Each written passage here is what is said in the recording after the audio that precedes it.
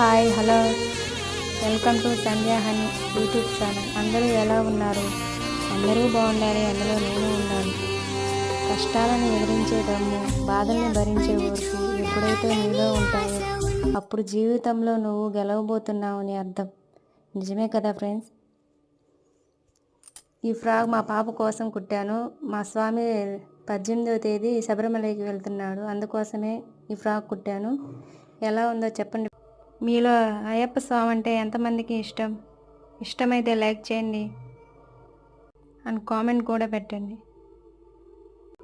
Subscribe కూడా చేసుకోండి. టాటా.